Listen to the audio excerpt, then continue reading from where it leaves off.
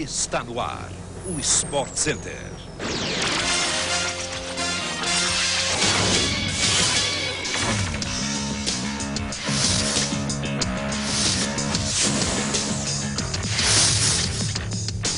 São Paulo, Rio Branco, Coritiba, Corinthians, Palmeiras e Santos avançam à quarta fase da Copa São Paulo.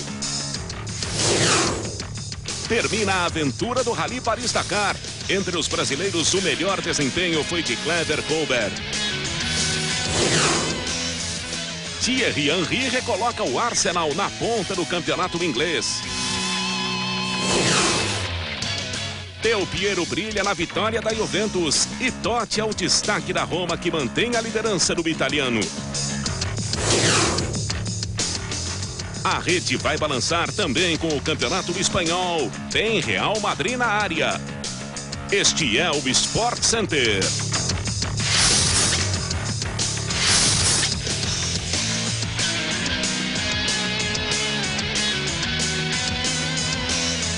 Alô, alô Brasil, e lá vamos nós com mais uma edição do Sport Center domingo. E começamos com o pré-olímpico do Chile. A seleção sub-23 venceu a Colômbia em Valparaíso por 3-0 em jogo válido pela repescagem do torneio.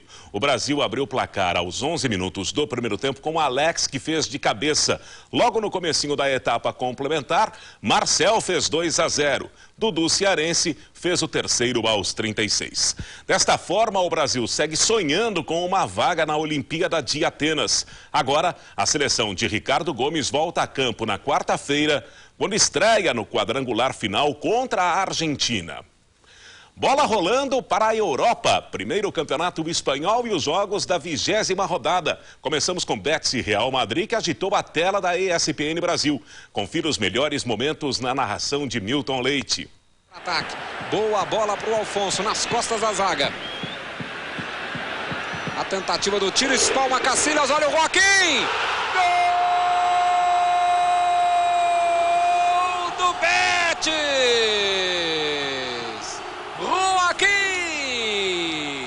Pegando a sobra da defesa parcial do Cacilhas. Com alguma regularidade, mudar de área. Olha o Figo ganhando a jogada pela direita, ele tentou por cobertura, Contreras deu um tapinha na bola, jogou para escanteio. O adversário que tem pela frente.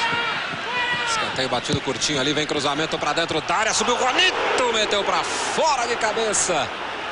A bola passou muito perto ali do travessão. Vem Ramin. Sem muita categoria, não conseguiu dominar, mas conseguiu tocar. Recebeu de volta, Benjamin na área, a bola vai para fora. Na tabelinha com o Fernando ali. Vamos caminhando para a marca de 15 minutos. Olha a bola para o Ronaldo, o goleiro saiu mal. Foi fintado Contreras, gol aberto, a batida. Gol do Real. Quem tem Ronaldo raramente passa em branco. Eles percebeu a saída errada do goleiro. Driblou praticamente sem ângulo, bateu para empatar o jogo. Vamos chegando a 30 minutos, o Betis tentando chegar ao segundo gol. Cruzamento do Denilson lá para a segunda trave. Olha a bola ajeitada, tirou de cabeça Elgueira, vem Benjamin, Beckham, mete para fora. Na jogada claramente ensaiada, né? O Saragossa pela Copa do Rio. Olha a bola para o Cap, dominou dentro da área, vem a batida, mandou para fora. Tentou surpreender, batendo lá no canto do goleiro Cacilhas. Já deixou para trás o Mingo. Procura alguém, Ronaldo tá ali no meio. Preferiu rolar mais atrás, chegou Solari, soltou uma cacetada, a bola raspou a rede. Foi para fora, quase chegou o Real, hein? No sábado, o Barcelona recebeu o Athletic Bilbao no Camp Nou, jogo que marcou a estreia do holandês Davids com a camisa azul-graná. Esquerro teve a melhor chance de gol dos visitantes no primeiro tempo. Ronaldinho, cabeceando de costas, tentou surpreender o goleiro Aransúbia. Aos 17 do segundo tempo, no cruzamento da esquerda, Kluivert subiu sozinho na área para fazer de cabeça. Barça 1-0.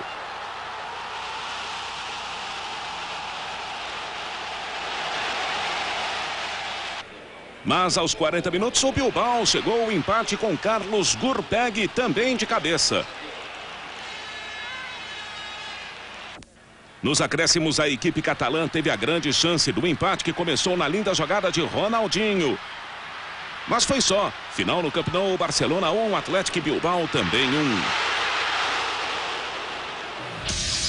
Outros resultados da 20ª rodada do Campeonato Espanhol. Múrcia 2, Celta também 2. Valladolid e Valência não saíram do 0.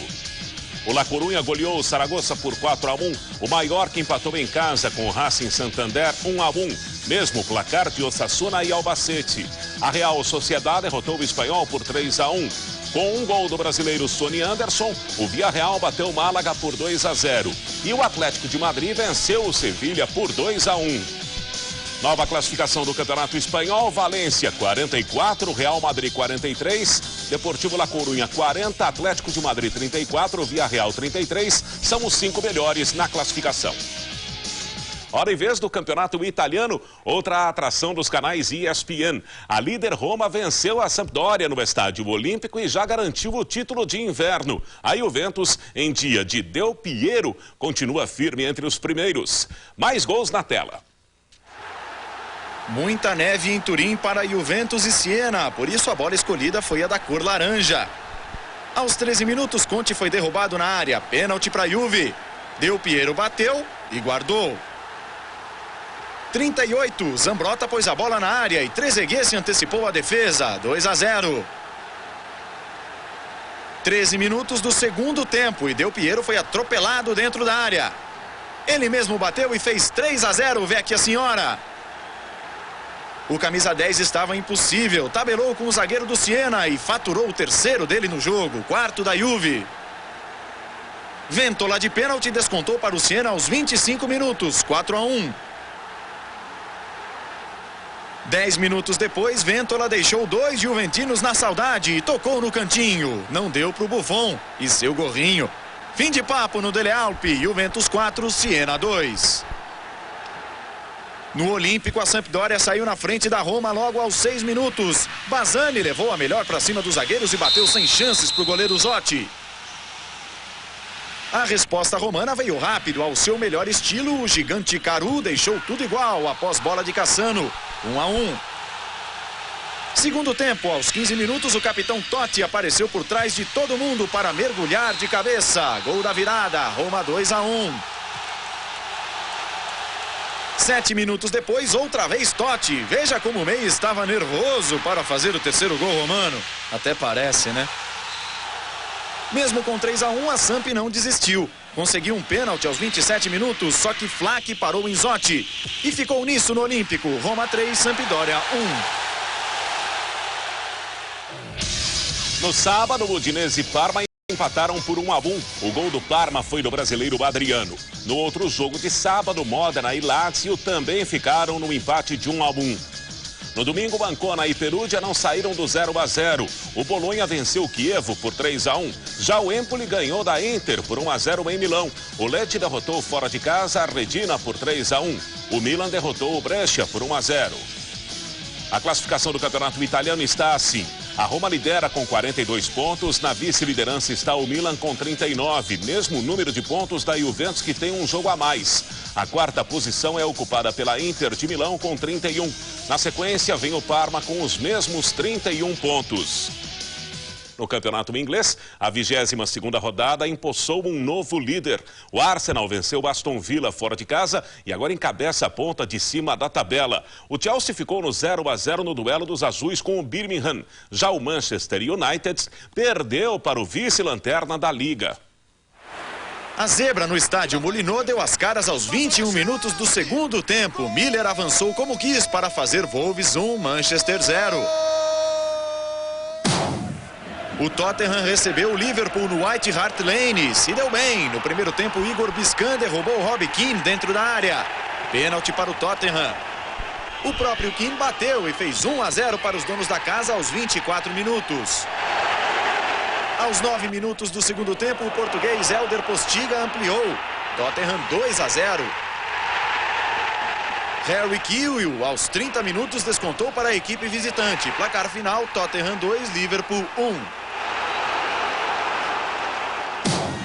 O Arsenal foi ao Villa Park e conseguiu recuperar a liderança da liga. Thierry Henry, cobrando falta rápida aos 27 minutos, abriu o placar contra o Aston Villa.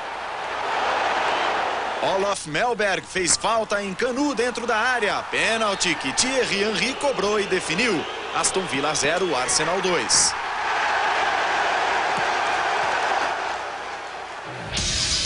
Nos outros jogos da rodada, Bolton e Portsmouth empataram em 1-1. O Charlton venceu o Everton por 1-0 fora de casa. 1-1 foi o placar de Manchester City e Blackburn. Com o gol de Juninho Paulista, o Middlesbrough empatou com o Leicester em 3-3. E o Southampton bateu o Leeds por 2-1. A 22ª rodada da Premier League será completada nesta segunda-feira com Newcastle e Fulham. A classificação do inglês está assim: Arsenal na ponta com 52 pontos, em segundo Manchester United com 50, o Chelsea está em terceiro com 46, depois aparecem Charlton e Fulham. O zagueiro brasileiro Bordon deve mudar de clube ao final da temporada do Campeonato Alemão. De acordo com o jornal Bild am Sonntag, Bordon, atualmente no Stuttgart, já acertou o contrato com o Schalke 04. O zagueiro vai receber 6 milhões e 200 mil dólares pela transferência. E você sabe, a Bundesliga é uma exclusividade da ESPN Brasil. Fique ligado porque os jogos do Campeonato Alemão voltam à tela da ESPN Brasil a partir do próximo dia 31. Acabou neste domingo a 26ª edição do Rally Paris-Dakar. Depois de 18 dias de calor e poeira, finalmente os pilotos chegaram à capital do Senegal. Entre os brasileiros, a melhor colocação ficou com Clever Colbert e Lourival Roldan na categoria carros. Todas as informações com o jornalista Ricardo Ribeiro. Os brasileiros da equipe Petrobras Lubrax terminaram a prova frustrados, já que tinham tudo para conquistar bons resultados para o Brasil. André Azevedo acabou em sexto nos caminhões, depois de ficar vários dias na vice-liderança. Clever Colberg e Lourival Roldan, de Mitsubishi Pajero Full, garantiram o 11º lugar entre todos os carros. E Jean Azevedo teve que se contentar com a 14ª posição com uma moto KTM. Os resultados deste ano foram históricos. O espanhol Juan Roma levou o primeiro troféu para a Espanha nas motos. A vitória dele teve um gostinho especial. Durante anos, o país quase chegou lá, conquistando 7 segundos lugares. Nos carros, o francês Stéphane Peter Hansel é o campeão. Ele já havia vencido 6 vezes de moto e é o piloto mais premiado do rally. Agora Peter Hansel bateu a façanha de Rubén Auriol, até então o único a ganhar nas duas categorias. O russo Vladimir Tchagini faturou o primeiro lugar de caminhão Kamaz. Ricardo Ribeiro, de Dakar, no Senegal, especial para o Sport Center. Obrigado, Ricardo. Fórmula 1. Depois da Toyota, mais uma escuderia apresentou seu novo carro para a temporada de 2004. Neste domingo foi a vez da Jaguar. A escuderia inglesa lançou o novo carro no circuito da Catalunha, na Espanha. Seguindo a tendência de várias outras equipes, o modelo R5 lembra bastante o monoposto do ano passado. A Jaguar foi uma das surpresas em 2003, graças principalmente ao ótimo desempenho de Mark Webber. O piloto australiano marcou 17 pontos na temporada e terminou na 10ª posição no Mundial de Pilotos. Webber acredita que poderá fazer um campeonato ainda melhor e conquistar seu primeiro pódio na Fórmula 1. O austríaco Christian Klein, de 19 anos, será o segundo piloto da equipe. Ele estreia na Fórmula 1 depois de uma passagem pela Fórmula 3 na Europa. O grande momento da apresentação foi a saída do carro do auditório direto para a pista, onde Mark Webber acelerou pela primeira vez o R5. Daqui a pouco tem Paulista Masculino de Basquete. É hora de decisão. E os gols da Copa São Paulo Júnior, definidos os classificados à 4ª fase. Até já.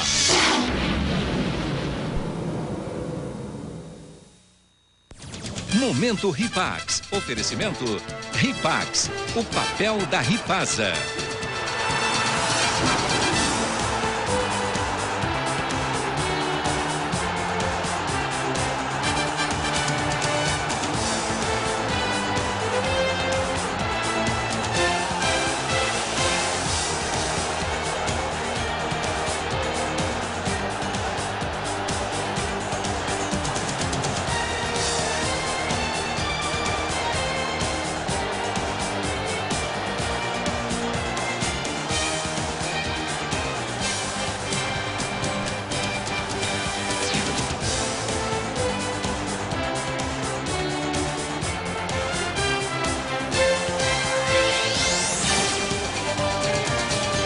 Momento Ripax. Oferecimento Ripax, o papel da Ripasa. O senhor está marcado.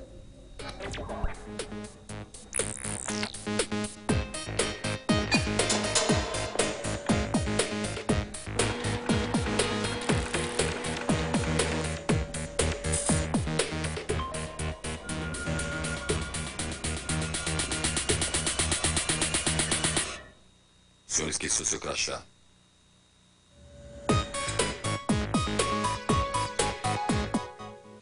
Você está assistindo Sport Center.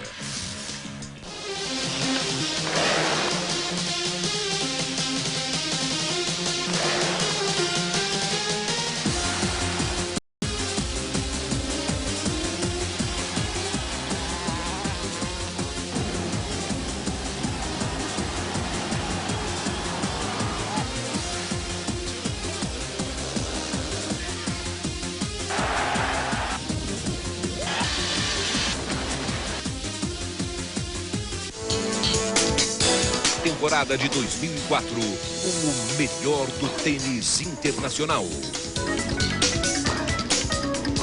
A partir de segunda-feira, dia 19, o Aberto da Austrália, primeiro Grand Slam do ano.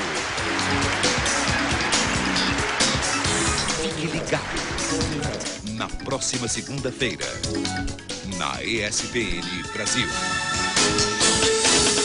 Tênis Internacional. Oferecimento Pajero Esporte HPE.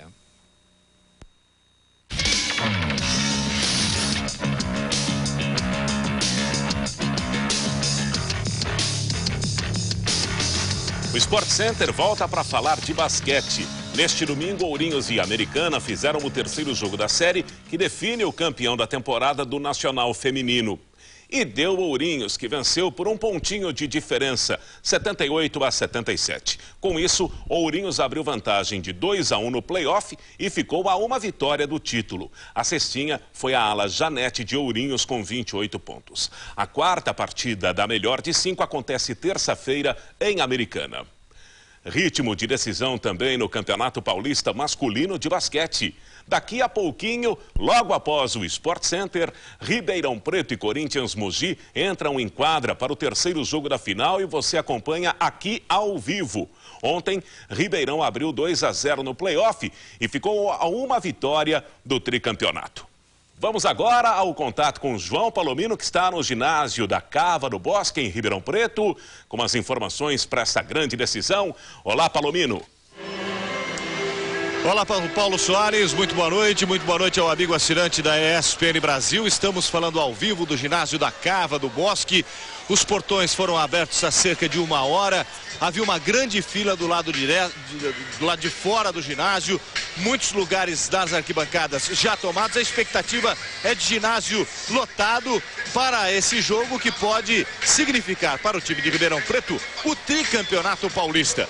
O Corinthians Mogi tem 3 desafios pela frente, né? E o primeiro é hoje, tentando forçar um quarto jogo previsto para Mogi terça-feira. Se ele acontecer, nós estaremos mostrando ao vivo. E se Mogi conseguir uma segunda vitória consecutiva contra Ribeirão Preto, teremos uma quinta partida prevista para quinta-feira aqui em Ribeirão Preto. De novo, a caravana itinerante estará de volta ao interior do estado. Nós vamos às informações das duas equipes com o repórter André Plihal, que fala pra gente também, André. Se tem clima de festa no ginásio hoje, parece que tem, né, André? Tem sim, Palomino. Boa noite a você, boa noite ao assinante da ESPN Brasil. A história é a seguinte: para ser tricampeão paulista, o que nenhum time consegue desde 95 com o Rio Claro, Ribeirão Preto só tem que repetir o que fez nas últimas 38 partidas aqui em Ribeirão Preto. Vencer. Por isso, Palomino, existe sim clima de festa. Um pequeno exemplo são os balões ali no teto do ginásio. Muitos balões azuis e brancos que, obviamente, serão soltos caso o Ribeirão Preto consiga o título, consiga o tricampeonato estadual. Mais um pouquinho embaixo, a nossa super câmera vai dar uma passeada, vai mostrar os troféus para o campeão e para o vice-campeão. também as medalhas para os campeões e vice-campeões paulistas. Pela primeira vez, os troféus estão no ginásio, nessas finais. O que irritou, acabou aborrecendo um pouco os jogadores do Corinthians Mogi. Eles disseram que tudo bem, pode colocar o troféu, mas desde o primeiro jogo. Isso é uma brecha de que todo mundo realmente acha que Ribeirão Preto vai levar o título essa noite. A equipe do Corinthians Mogi, obviamente, vai tentar estragar a festa de Ribeirão Preto. O técnico Carlão, mais uma vez, mexe no time que começa o jogo. A mudança hoje é na lateral.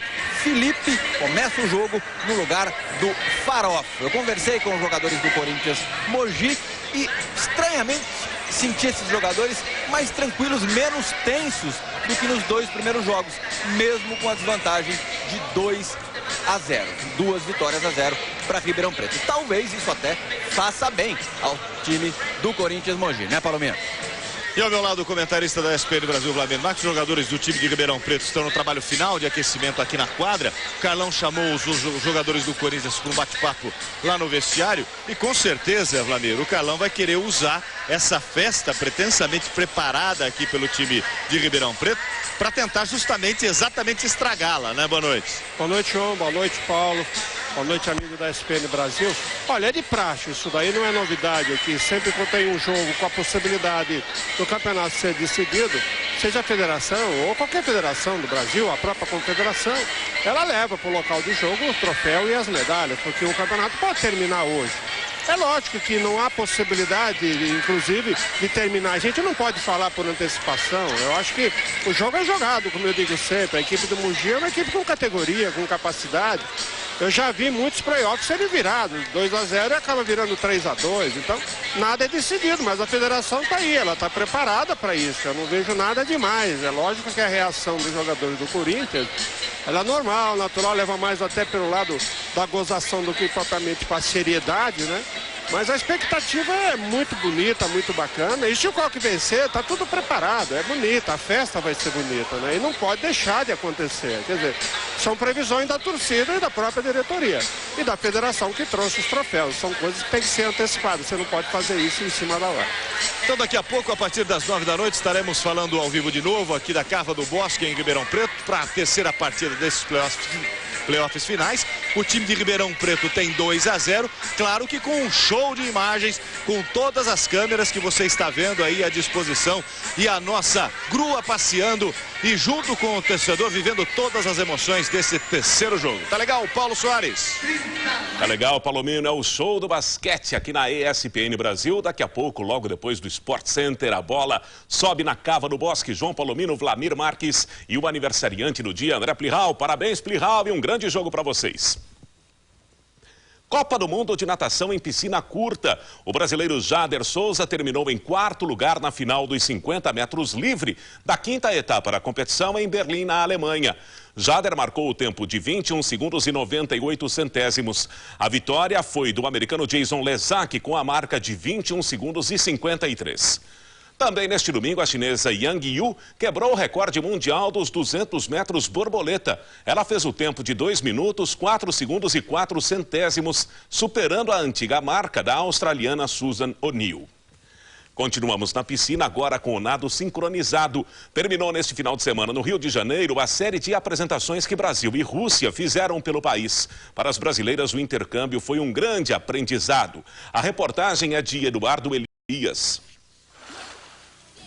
A coisa tá russa. Lá vem bronca. Até as brasileiras estão aderindo ao russo. Привет. Доброе утро, спасибо. E que seja muito bem-vindo o sotaque e o estilo russo para o nado sincronizado. A Rússia é simplesmente tricampeã mundial e campeã olímpica.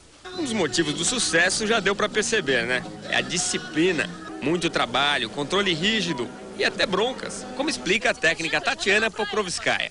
Primeiro lugar, estou muito difícil. E quando 8 na equipe, preciso juntos, sempre juntos. Estou como militari, quando na paradas, vamos juntas todos. Claro que não é só a rigidez com as atletas de ponta que explica o bom desempenho do nado sincronizado da Rússia. tem também o trabalho de formação. A escola do balé russo ajuda muito, né? Lá eles têm balé fortíssimo, então você vê pela linha de perna das meninas, todas elas têm uma ponta de pé, uma extensão, uma linha maravilhosa. E tem muita criança e muita menina que já é encaminhada para os esportes desde cedo, né? Desde o dia 5, a seleção russa está no Brasil. Em conjunto com a equipe brasileira, ela fez uma série de apresentações pelo país que terminou neste fim de semana em Campo Grande, município do Rio de Janeiro. Intercâmbio importantíssimo para as garotas brasileiras. Um aprendizado, né? Muito bom. Tudo, porque elas são disciplinadas o tempo inteiro, fora da água também. Parece que elas são atletas 24 horas por dia. Além de difundir o nado sincronizado, a gente tem a oportunidade de ver e de trazer para o Brasil o melhor que há no mundo do nado sincronizado. Este não é o primeiro momento de sincronicidade entre a seleção russa e as brasileiras do nado sincronizado. Foi justamente a técnica Tatiana Pokrovskaya quem elaborou a coreografia que garantiu a medalha de bronze para o conjunto brasileiro nos Jogos Pan-Americanos de Santo Domingo no ano passado. E agora ela é responsável por uma nova rotina, a do dueto brasileiro que pretende ir aos Jogos Olímpicos de Atenas. Coreografia maravilhosa. Eu acho que por ser clássico tradicional vai encantar os árbitros que também são mais tradicionais. A Confederação Brasileira de Desportos Aquáticos decidiu que só o dueto das gêmeas Caroline e Isabela de Moraes vai disputar o pré-olímpico da Grécia em abril. Isso porque a Federação Internacional exige que as equipes tenham apenas 9 atletas. As gêmeas teriam que participar também da apresentação por conjunto, de 8. A opção, então, foi investir só no dueto, que tem melhores chances de conseguir um bom desempenho. Eu acho que tem grandes possibilidades de classificar e classificar muito bem. Boa sorte para o Brasília na Olimpíada. Obrigado. Tchau. Tchau, tchau.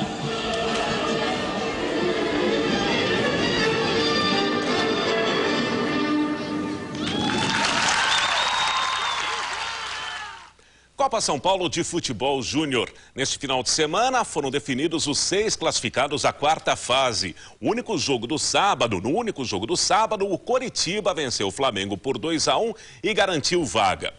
Santos e Palmeiras fizeram o clássico paulista. O Verdinho manteve 100% de aproveitamento ao ganhar por 2-0. Apesar da derrota, o Santos também avançou por ser o perdedor com melhor campanha. Confira os gols na narração de Cledi Oliveira. Maicon traz a jogada para o meio, pé esquerdo. O passe no comando, a chance, Casarini.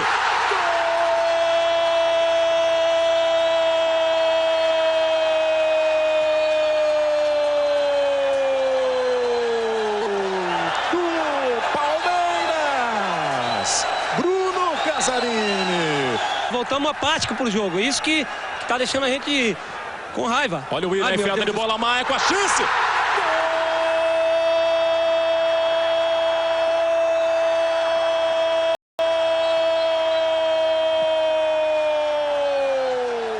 Do Palmeiras! Maicon! O São Paulo se classificou ao bater o Santo André, atual campeão, no finalzinho. Em Santo André, quem saiu na frente foi o São Paulo. Aos 23 minutos, Diego Tardelli cruzou e Marco Antônio não desperdiçou. 1-0 tricolor.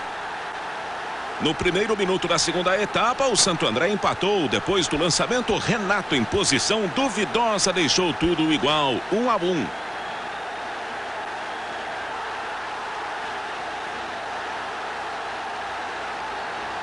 O São Paulo conseguiu a classificação para a próxima fase aos 40 minutos. Paulo Kraus de cabeça definiu a vitória tricolor.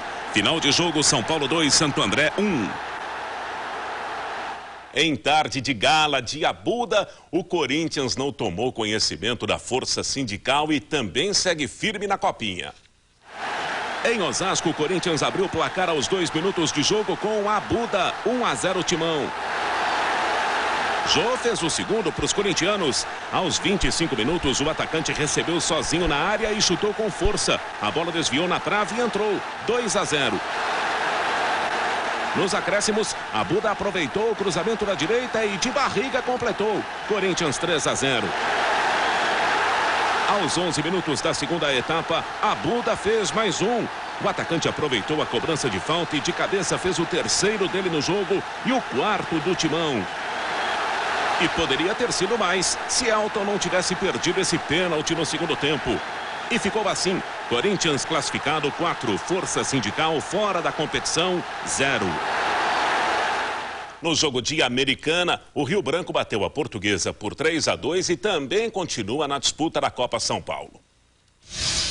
Os confrontos da quarta fase da Copinha serão os seguintes: Palmeiras e Coritiba, Rio Branco e São Paulo e Corinthians e Santos. Palmeiras e Corinthians, pela ordem, possuem as melhores campanhas da competição.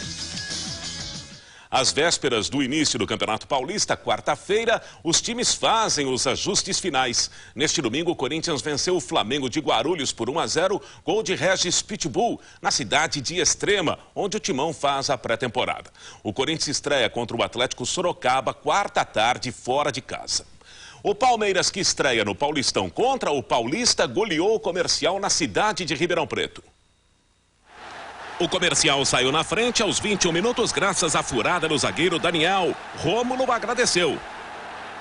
O Palmeiras empatou 3 minutos depois. Lúcio cruzou, Edmilson acreditou e Leonardo pôs a cabeça. 1-1. A virada alviverde começou na jogada de Wagner Love, que Magrão completou. 2-1. 41 minutos do segundo tempo. Munhoz deixou de calcanhar para Wagner Love fazer o dele. 3-1. Lúcio, depois de deixar o goleiro no chão, fechou o placar. Comercial 1, Palmeiras 4. Também em partida amistosa, o Flamengo foi a Brasília enfrentar o CFZ. E o time da casa fez 1-0 com o Bispo após o presentaço de Júnior Baiano. Rafael Gaúcho, aos 14 minutos, precisou de 2 tentativas para empatar. Alexandre Bocão recolocou o CFZ em vantagem. Não demorou muito para Júnior Baiano se redimir da falha e deixar tudo na mesma em Brasília. 2-2. Felipe, de fora da área, marcou o gol da vitória rubro-negra. CFZ 2, Flamengo 3.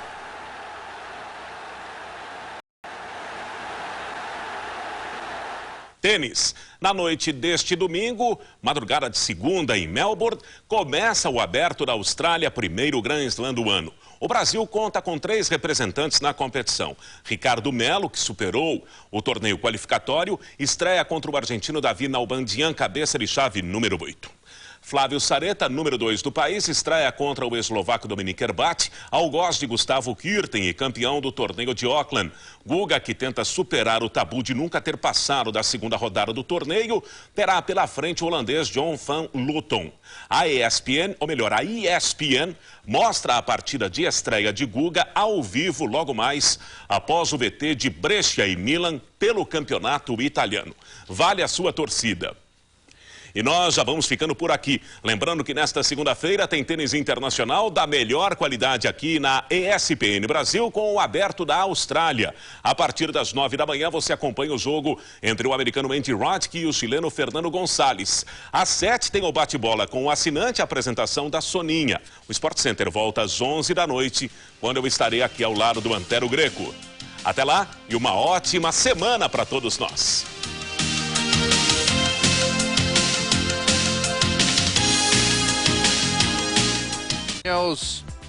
Por essa vitória e por mais um título.